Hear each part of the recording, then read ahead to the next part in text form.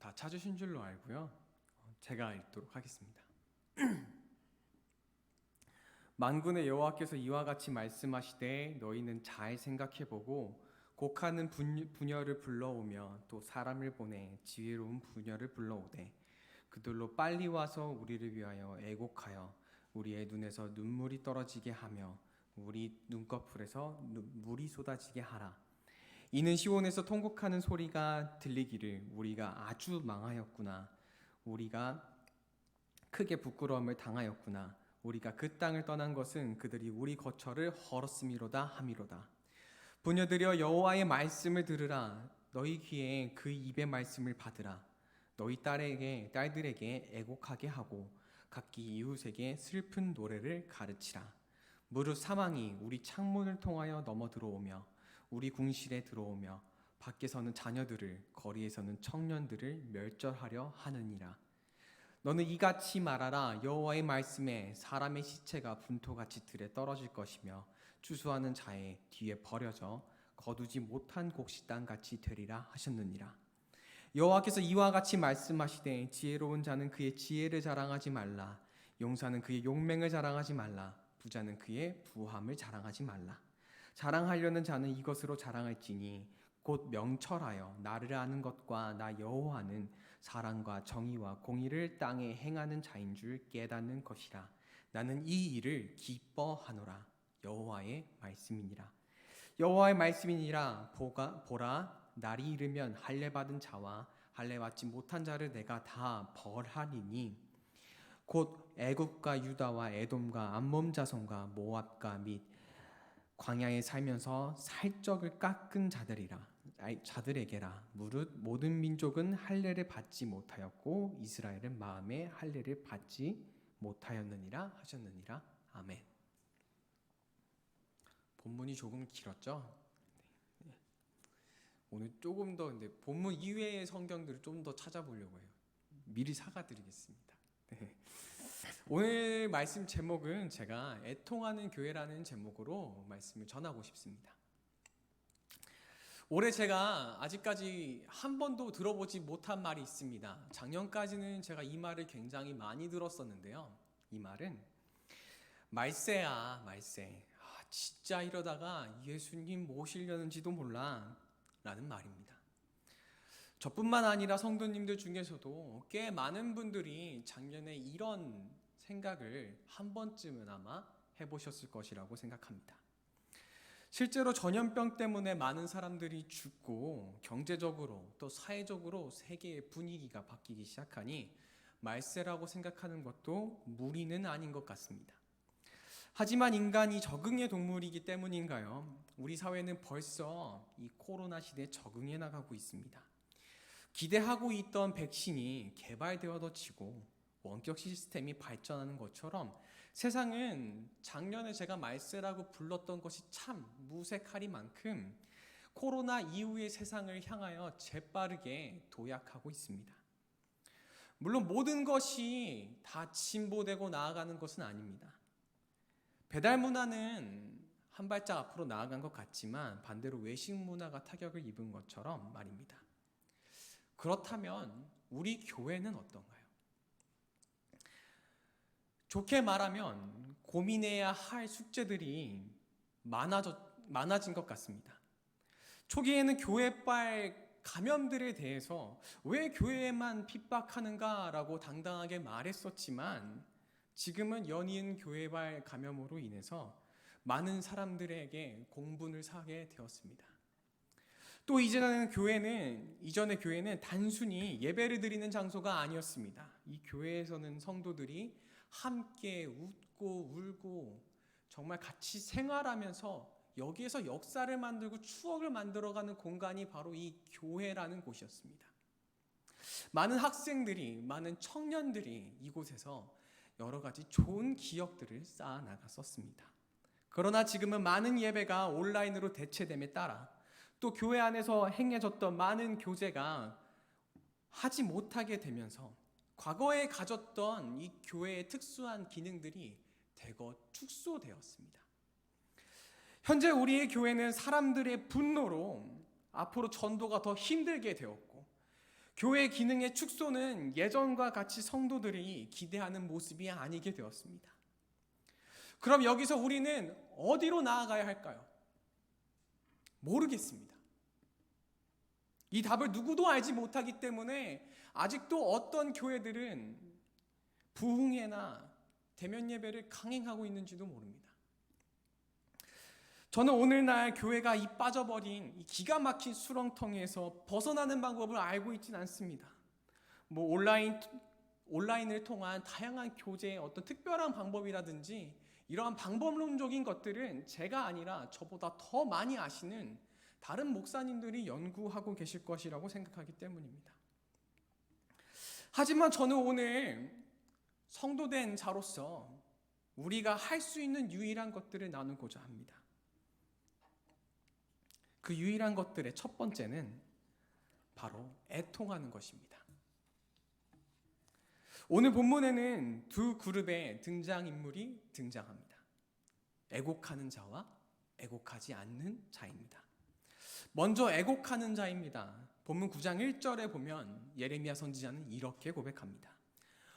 어찌하면 내 머리는 물이 되고 내 눈은 눈물 근원이 됐고 죽임을 당한 딸 내 백성을 위하여 주야로 울리로다. 선지자는 마치 자신의 머릿속에 들어있던 모든 생각이 이 이스라엘 백성들에게 닥칠 재앙으로 인해서 슬픔과 눈물이 가득 찼다라고 고백합니다. 그리고 이 괴로운 고백은 사실 8장 18절부터 연속되어져 왔습니다. 우리 8장 18절도 잠시 눈으로 보도록 하겠습니다.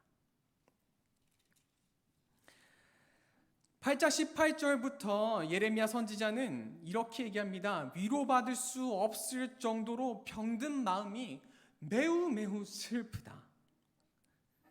그리고 종종 이어서 이스라엘을 내 딸이라고 표현하면서 슬퍼합니다. 저는 여기서 잠시 생각해 보아야 될 것이 있다라고 생각합니다.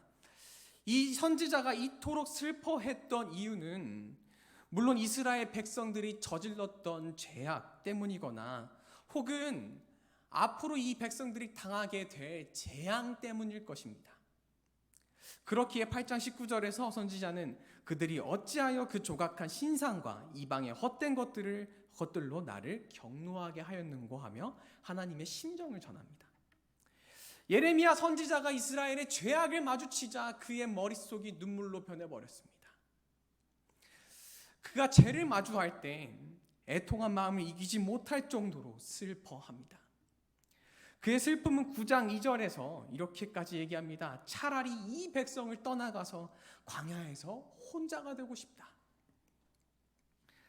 또 그들이 당할 재앙들을 생각하니 선지자의 마음이 마치 병이 든 것 같다라고 고백했습니다.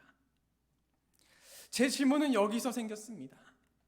그렇다면 우리는 이 죄와 재앙들을 마주할 때 어떤 식으로 마주합니까?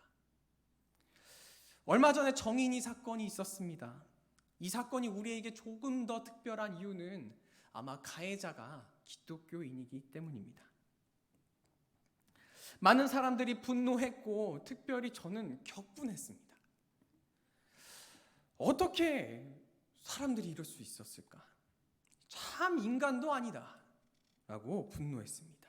그리고 만약에 그 사람들이 제 옆에 있었다면 저는 정말로 그 분노한 얼굴을 숨기지 못했을 것입니다. 또 앞서서 코로나로 인해서 교회가 겪게 될 문제들에서 얘기했습니다. 이 재앙이나 다름없는 코로나 이후의 시대에 우리 교회는 앞으로 어떻게 될까라고 걱정하는 사람들이 많습니다. 그런데 걱정만 합니다. 어쩔 수 없다라고 합니다. 네, 실제로 만나지 못하니 우리가 할 수 있는 것들이 그렇게 많지가 않습니다. 그러다 보니 무기력해집니다.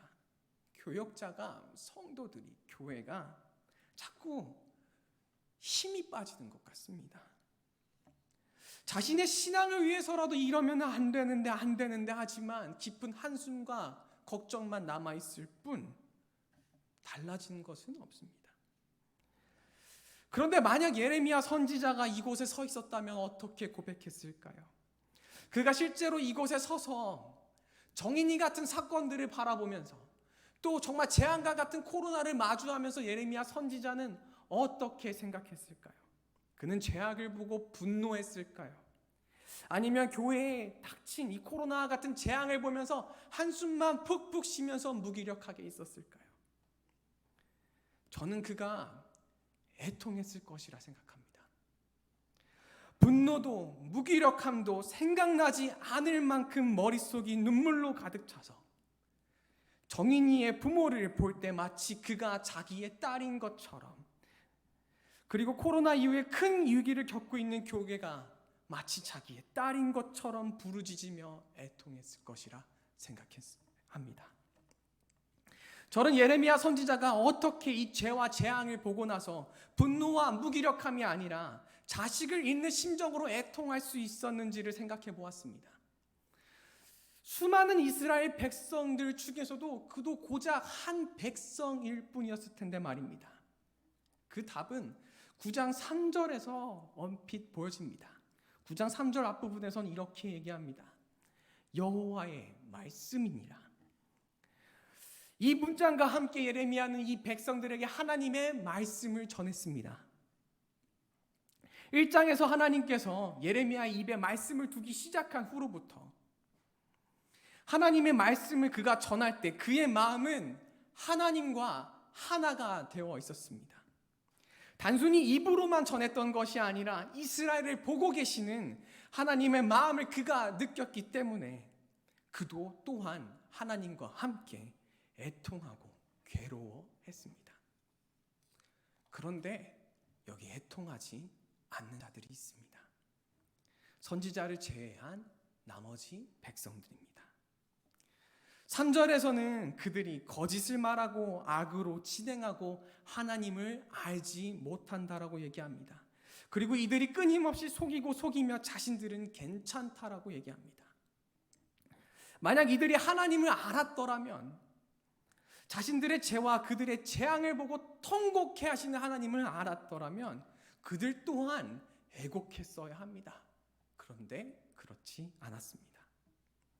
그러자 하나님께서 이제 급기야 오늘 본문 17절에서 통곡하는 부녀를 부르라고 합니다.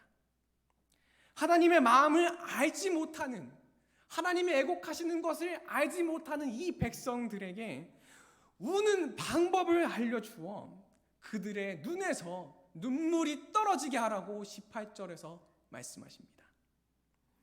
그리고 이 부녀들을 통해서 이 백성들이 처한 상황에 대해서 알려주십니다.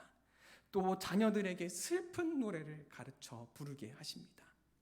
그 내용은 사망이 창문을 통해서 들어오고 자녀들과 청년들이 거리에서 죽게 되리라는 내용입니다. 하나님의 자녀라, 선택받은 백성이라, 제사장의 나라라 불리우던 이스라엘이 우는 것도 이제 사람을 불러서 배워야 되는 신세가 되어버리고 말았습니다. 너무나 비참하지 않습니까? 아버지가 우는데 아무 감정도 없어 보이는 자녀들이라니 말입니다. 교회가 교계가 조금씩 흔들리고 있는 것 같습니다. 그런 내용은 사실 제가 청년 때부터 굉장히 많이 들었습니다. 교계가 힘들다, 교계가 힘들다. 그런데 정말 이 코로나 사건은 피부로 느끼게 하는 사건인 것 같습니다. 세상 속에서 개신교라는 이름이 계란 세례를 받을 만한 부끄러운 이름이 되고 있습니다. 이를 두고 누구보다 슬퍼하실 이가 하나님이지 않겠습니까?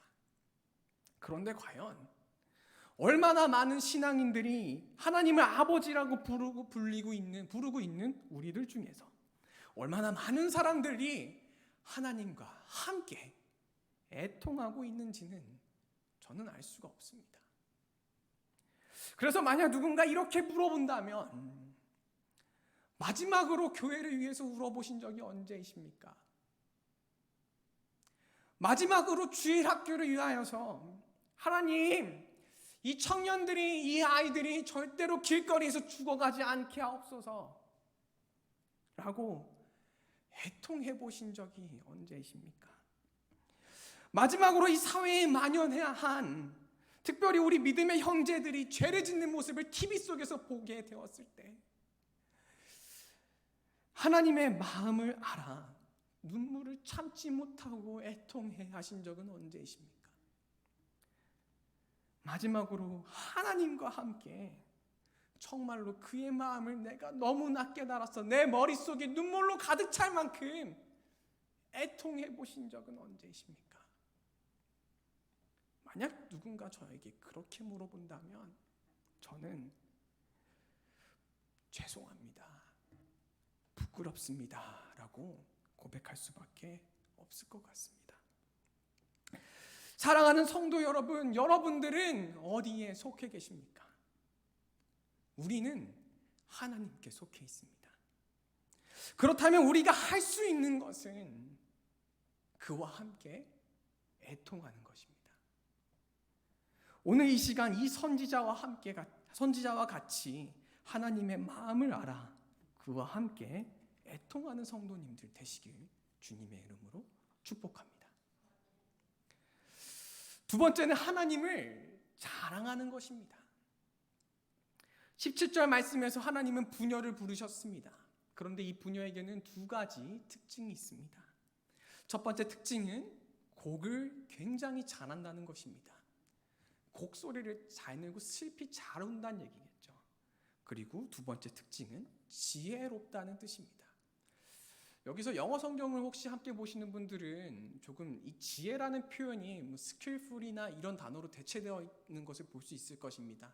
그런데 저는 여기서 이 단어가 그 상황들을 굉장히 잘 이해한다라는 뜻으로 받아서 설명하도록 하겠습니다. 하나님께서 이 곡을 잘하고 지혜로운 두 부녀를 부르십니다. 그런데 왜 하필 그냥 곡을 하는 부녀들 중에서도 지혜로운 부녀를 부르라고 하실까요? 지혜는 여러 가지 의미가 있겠지만 단순히 하나님께서 그저 지식적으로 똑똑한 부녀를 불러오라는 뜻은 아니었을 것입니다. 그렇다면 오늘 특별히 9장에서 말하는 이 지혜의 의미에 대해서 생각해 보기 전에 먼저 이 지혜가 어떤 것이 지혜가 아닌지에 대해서 우리 8장을 통해서 잠시 살펴보려고 합니다. 이보다 조금 앞서서 8장으로 거슬러 올라가면 8장 8절에서 선지자가 이렇게 얘기합니다. 8장 8절입니다. 너희가 어찌 우리는 지혜가 있고 우리에게는 여호와의 율법이 있다 말하겠느냐. 그리고 이어지는 9절에서는 지혜롭다는 자들은 부끄러움을 당하며 두려움에 떨다가 잡히리라. 보라, 그들이 여호와의 말을 버렸으니 그들에게 무슨 지혜가 있으랴라고 말씀합니다. 지혜가 있다고 말하는 자들은 하나님의 율법을 분명히 가지고 있던 어떤 율법의 선생 정도 되는 자들이었던 것 같습니다. 그들에게는 정말로 하나님의 율법이 있었습니다. 아마 그 율법을 잘 지켰을 것입니다. 그래서 이들은 자신들이 하나님의 율법을 가지고 있던 그 사실 자체가 바로 지혜라고 생각했습니다. 그래서 이것을 현대식 번역으로 얘기하면 이렇게 말해도 될 것 같습니다. 나 교회에 다녀서 괜찮아. 나 예수 믿으니까 아무 문제 없어. 다행이야. 왜 이런 번역이 될 수 있는가 하면 이들이 말하는 지혜의 문제점, 이들이 스스로 가지고 있다라고 말하는 그 지혜의 문제점이 8장 11절에서 굉장히 적나라하게 드러납니다. 우리 8장 11절 말씀 잠깐 눈으로 보시면 이렇게 말씀합니다. 그들이 내 딸, 내 백성의 상처를 가볍게 여기면서 말하기를 평강하다 하나 평강이 없도다. 정리하면 이들은 지혜를, 하나님의 율법을 줄줄이 꿰차고 있으면서 동시에 죄도 함께 지으면서 괜찮아. 하나님이 다 지켜주실 거야. 우리 하나님은 절대 우리를 치시지 않으실 거야 라고 생각했던 것 같습니다. 그러나 하나님은 이것이 지혜가 아니라고 얘기합니다. 그러면 무엇이 지혜일까요? 본문보다 조금 앞선 넘어가셔서 9장 12절 말씀을 보시면 이렇게 말씀합니다. 9장 12절입니다. 지혜가 있어서 이 일을 깨달을 만한 자가 누구며 여호와의 입의 말씀을 받아서 선포할 자가 누구인고. 여기서 지혜는 이 일을 깨닫는 자입니다. 그렇다면 여기서 말하는 이 일은 무엇일까요? 이 일은 바로 그 앞절 11절에서 얘기합니다. 내가 예루살렘을 무더기로 만들며 승냥이 굴이 되게 하겠고 유다의 성읍들을 황폐하여 주민이 없게 하리라. 하나님께서 하나님의 성읍인 예루살렘을 자신의 손으로 치십니다. 왜 하나님께서 사랑하는 이 이스라엘을 치시려 하시냐면 13절 14절 말씀과 같이 이 백성들이 자신들의 조상들이 행했던 것들을 버리고 바알을 섬겼기 때문입니다. 이스라엘은 하나님의 율법을 가지고 있었지만 그 말씀을 알면서도 끝까지 바알을 섬기려고 하는 그 죄를 버리지 않았습니다. 그리고 오히려 말하기를 우리는 괜찮아. 하나님은 결코 우리를 해치지 않으실 거야. 우리는 평안할 거야 라고 고백했습니다. 죄악과 하나님을 가운데 두고 동시에 좋은 것만 택하려고 했습니다. 그러나 이제 그들은 충격적인 사실을 마주하게 될 것입니다. 그 지혜는 바로 하나님이 이 백성을 충분히 치실 수 있다는 사실입니다. 그래서 20절에서 예레미야는 지혜로운 부녀들에게 이렇게 얘기합니다. 부녀들이여 라고 말하면서 이웃들에게 슬픈 노래를 가르치라고 말합니다. 그 슬픈 노래의 내용은 이렇습니다. 21절과 22절에서 이어서 말씀하는데 그 내용은 사망이 창을 넘어 들어와서 자녀들과 청년들을 죽이고 사람들의 시체가 마치 버려진 곡식에 단같이 쌓이게 되리라는 말씀입니다. 이 무시무시한 이스라엘을 향한 재앙의 말씀을 누가 행하겠다고 하시는 겁니까? 하나님이 행하겠다고 하시는 겁니다.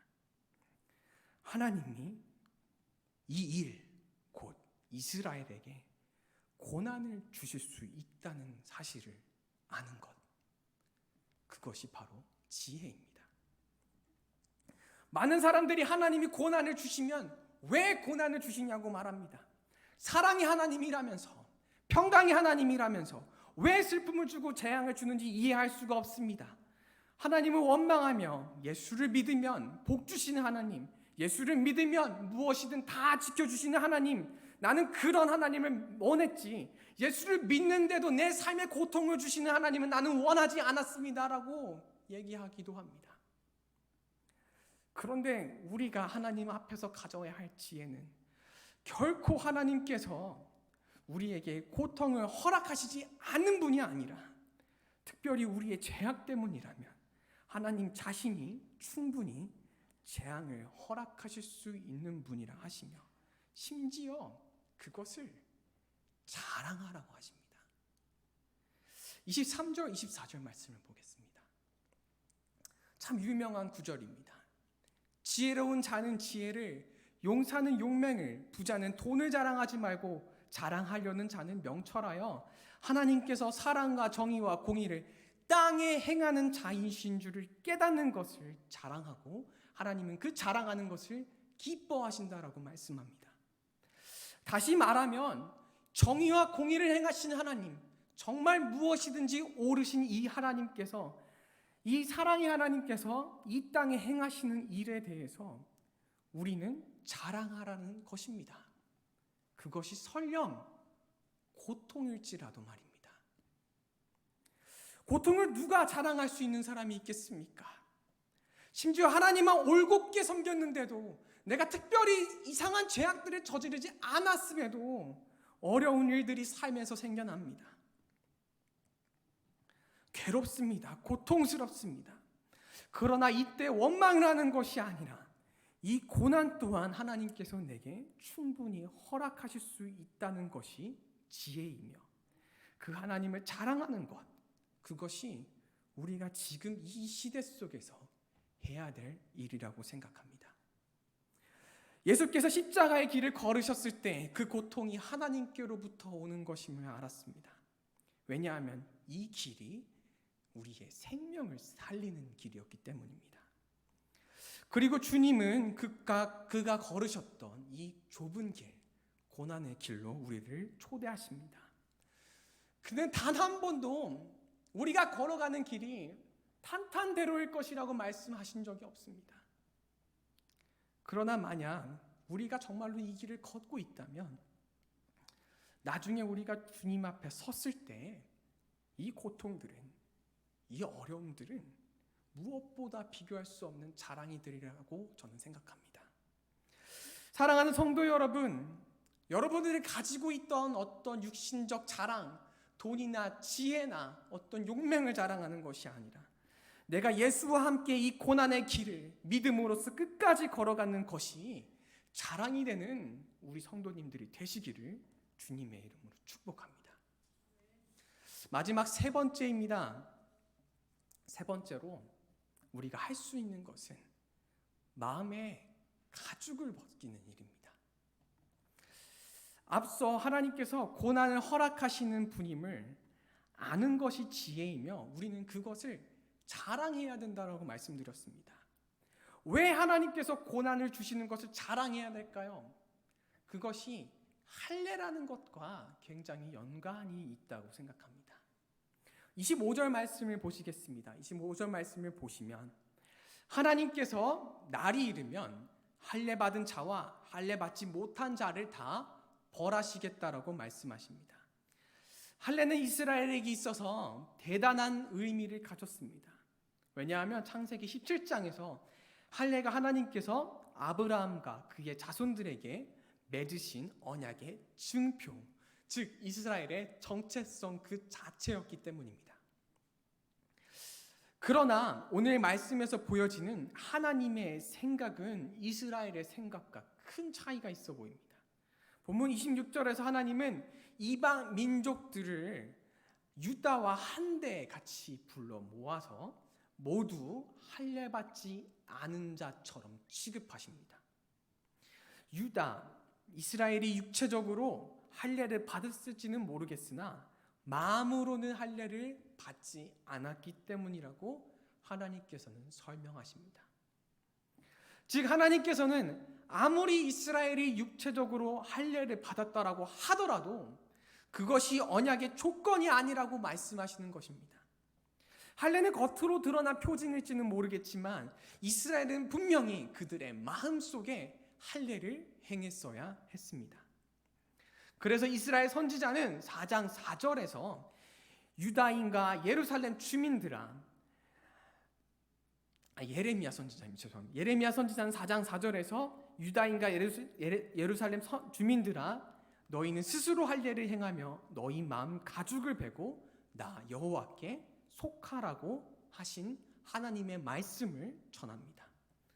또 신명기 10장에서는 이 마음이 굳은 백성들을 향해서 모세는 너희는 마음의 할례를 행하고 다시는 목을 곧게 하지 말라라고 얘기합니다.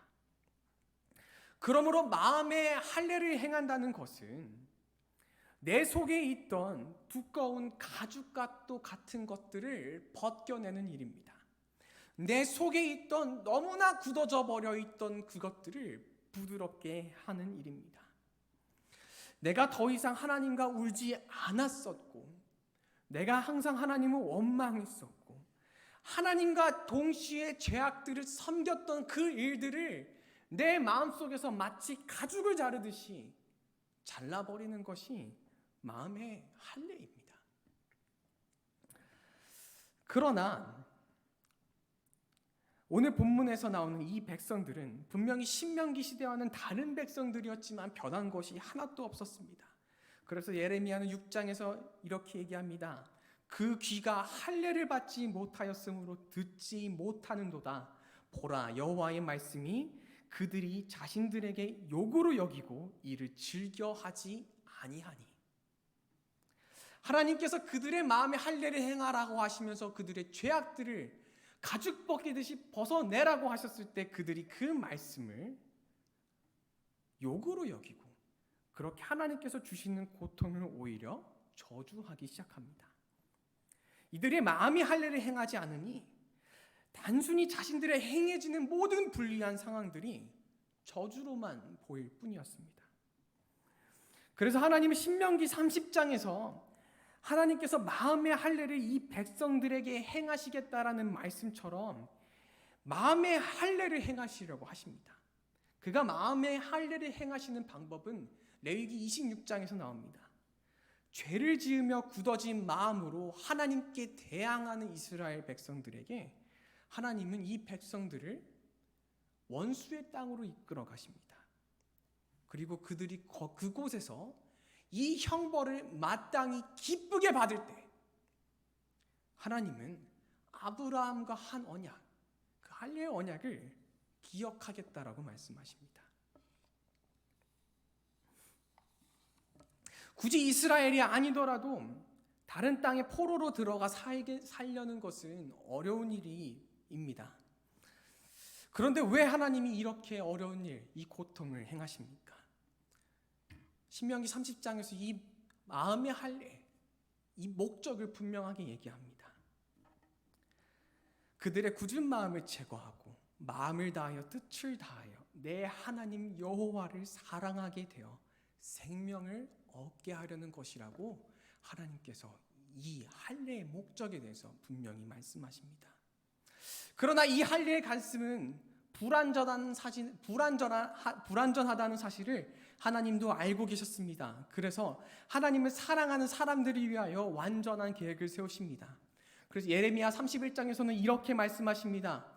곧 내가 나의 법을 그들의 속에 두며 그들의 마음에 기록하여 나는 그들의 하나님이 되고 그들은 내 백성이 되리라. 여호와의 말씀이니라. 하나님이 더 이상 돌판에 율법을 새기신 것이 아니라 이들의 마음의 율법을 새기셨다고 하셨습니다. 이 일은 예수 그리스도께서 죽으심으로 인하여 실현되었습니다. 이제 더 이상 돌판에 율법이 쓰여진 것이 아니라 우리 마음에 하나님의 말씀이 적혀 있기 때문에 바울은 로마서 2장에서 할례는 마음에 할지니 영에 있고 율법 조문에 있지 아니한 것이라고 말합니다. 왜냐하면 하나님께서 우리 마음속에 말씀을 두셨기 때문입니다. 이 마음의 할례에 대해서 보다 자세하게 골로새서 2장에서 이렇게 얘기합니다. 또 그 안에서 너희가 손으로 하지 아니한 할례를 받았으니 곧 육의 몸을 벗는 것이요 그리스도의 할례니라 라고 하며 예수를 통해 받은 할례에 대해서 설명합니다. 이제 우리에게 행하신 이 그리스도의 할례는 더 이상 육신의 자랑을 하려고 있는 것이 아닙니다. 이제 우리는 그리스도의 십자가밖에 자랑할 것이 없으니 그리스도로 말미암아 세상이 나를 대하여 십자가에 못 박히고 내가 또한 세상을 대하여 그러하니라 라고 말했던 바울의 말처럼 살아가려고 하는 것이 바로 이 마음의 할례를 받은 자들의 모습일 것입니다. 성령님께서는 이제 끊임없이 내 안에 말씀을 두어 내 속에 있는 이 죄악들을 가죽같이 굳어져 있던 죄악들을 잘라내시기 위해서 내 속에 있던 세상의 자랑들을 잘라내시기 위해서 내가 하나님보다 더 사랑했던 것들과 내가 하나님과 함께 가져가려고 했던 그 죄악들을 잘라내시기 위해서 나에게 고난을 허락하실 것입니다. 그리고 그 고난 또한 기쁨으로 받게 되는 것이 그 고난 동안 기쁨으로 받게 하려 하십니다. 왜냐하면 그것이 우리에게 생명을 주는 일이기 때문입니다. 사랑하는 성도 여러분, 여러분들은 마음의 할례를 받은 백성입니까? 아니면 그저 등록된 세례교인입니까? 마음의 할례를 받은 백성들이라면 이 강단 앞에서 물로 세례를 받은 백성들이라면 고개를 들어 하나님이 행하시는 일을 바라보시길 바랍니다. 보기에는 재앙 같아 보이며 고난의 연속처럼 보일지 모르겠지만 주님께서 우리 마음속에 할례를 행하려 하시며 더욱 하나님을 사랑하는 자로 만들어 가시려고 하시는 그 모습을 바라보시게 될 것입니다. 말씀을 마치도록 하겠습니다. 오늘 우리가 이 재앙과 같은 이 시대 속에서 할 수 있는 세 가지에 대해서 살펴보았습니다. 그런데 오늘 살펴보았던 것들을 제가 거꾸로 한번 살펴보려고 합니다. 우리는 그리스도의 할례를 받은 것처럼 마음에 있는 굳은 모습들을 잘라내야 합니다. 하나님께서 이를 고난을 통해서, 어려움을 통해서, 시련을 통해서 그 시련을 우리가 기쁘게 맞이하기 시작할 때 그렇게 바꿔나가실 것입니다. 그리고 우리에게 이러한 고난을 주실 수 있다는 그 사실을 아는 것이 우리에게 필요한 지혜이며, 우리는 주께서 주시는 이 고난을 자랑해야 된다라고 말씀드렸습니다. 그런데 이렇게 고난을 주시는 하나님께서 결코 우리를 멀리서 편하게 바라보시는 것이 아니라 우리의 죄악 때문에, 이 세상에 만연한 죄악 때문에 애통해 하신다는 것입니다. 저는 어려운 교회 상황이나 어떤 어려운 교회 상황을 이겨나가기 위한 어떤 것이나, 코로나로 인한 어떤 특단의 대책이나, 개인의 어려움을 어떤 해결하기 위한 방법이나, 개신교의 이름이 부끄러워지는 이러한 상황 속에서 헤쳐나갈 방법을 특별히 알고 있지 않다고 말씀드렸습니다. 다만 우리가 할 수 있는 것은 하나님께서 애통하는 심정으로, 이 고통으로, 이 고난을 통해 마음의 할례를 받은 백성들을 일으키려고 하신다는 사실입니다. 그렇기에 우리 함께 애통하십시다. 주께서 우리에게 주신 하나님의 뜻이 온전해지길, 그의 나라가 이루어지길 자랑하고 애통하는 우리 성문교회 성도님들이 되시길 주님의 이름으로 축복합니다. 우리 찬송가 550장 같이 함께 찬양하시겠습니다.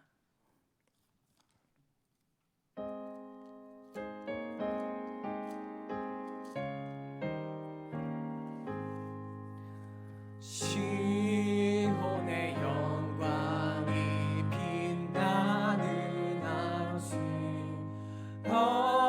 어둡더니 땅이 밝아오네. 슬픔과 애통이 기쁨이 되니, 시온의 영광이 비춰오네. 시온의 영광이 빛나는 아침, 매였던 종들이 돌아오네.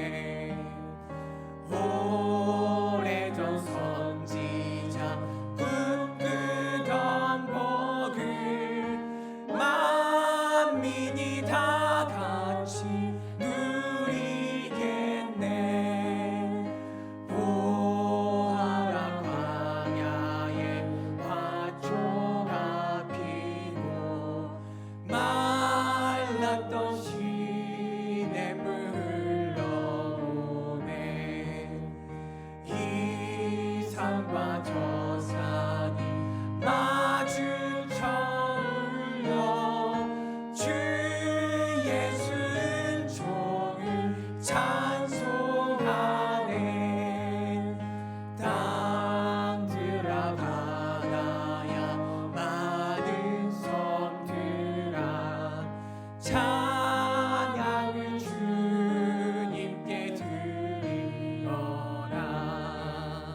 싸움과 죄악이 가득한 땅에 찬송이 하늘에 사무치네. 아멘. 우리 함께 같이 말씀을 두고 기도하실 때, 사랑하는 성도 여러분, 우리는 지금 그 어느 때보다 재앙과도 같은 어려운 때를 지나고 있습니다. 그러나 하나님께서 이 어려움을 통하여서 마음의 할례를 받은 백성을 우리가 애통하는 심정으로 일으키시려고 하시는 것을 압니다.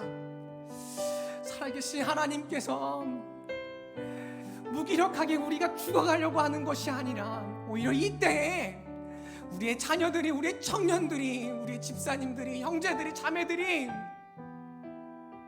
딛고 일어나기를, 마음의 할례를 받은 저처럼 그 고통을 하나님께 자랑하면서 일어나기를 애통하는 심정으로 바라고 계십니다. 우리 함께 같이 기도하실 때, 살아계신 하나님, 내가 하나님의 마음을 알아.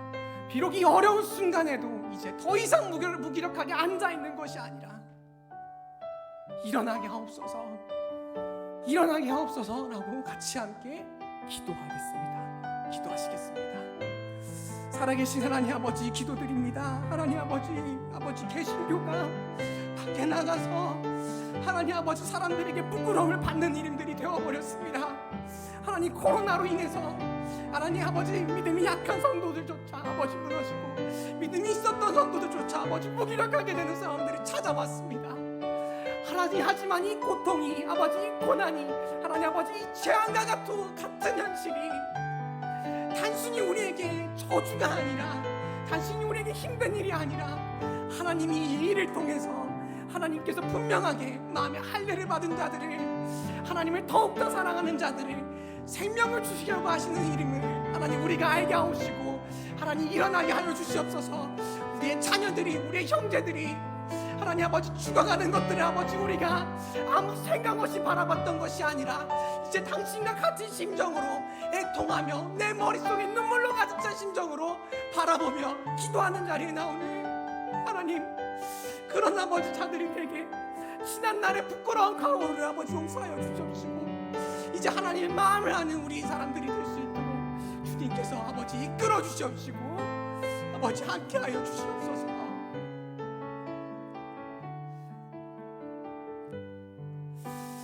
하나님 아버지 기도드립니다. 주님께서 아버지 도와주시옵소서. 하나님 아버지 주님께서 정말로 아버지 하나님, 제가 기도하겠습니다. 살아계신 하나님 아버지, 감사합니다. 하나님, 누구도 겪어보지 못했던 어려운 시절을 우리가 지나고 있지만 우리 교회가 더 이상 무기력하게 있는 것이 아니라 하나님께서 분명히 우리의 마음속에 쌓인 그 가죽과도 같은 죄악들과 완악함들을 제하시려고 애통하는 심정으로 하나님 이 일을 허락하신 줄 우리가 믿습니다. 살아계신 하나님, 그래서 우리를 굽어 살펴주시옵시고, 우리가 하나님께 마음의 할례를 받은 백성들처럼 이 어려운 때를 오히려 기쁨으로 받아 하나님께 자랑하며, 세상에 자랑하며 나아가는 우리 교회가 되게 하여 주시옵소서. 오늘 한 주도 주님께서 우리와 함께 계실 줄 믿사오며 예수님의 이름으로 기도드리옵나이다. 아멘. 우리 주기도문으로 예배를 마치도록 하겠습니다. 하늘에 계신 우리 아버지여, 이름이 거룩히 여김을 받으시오며 나라의 임하시며 뜻이 하늘에서 이루어진 것 같이 땅에서도 이루어지리라. 오늘날 우리에게 일용할 양식을 주옵시고, 우리가 우리에게 죄 지은 자를 사하여 준 것 같이 우리의 죄를 사하여 주옵시고, 우리를 시험에 들게 하지 마옵시고 다만 악에서 구하옵소서. 대개 나라와 권세와 영광이 아버지께 영원히 있사옵나이다. 아멘.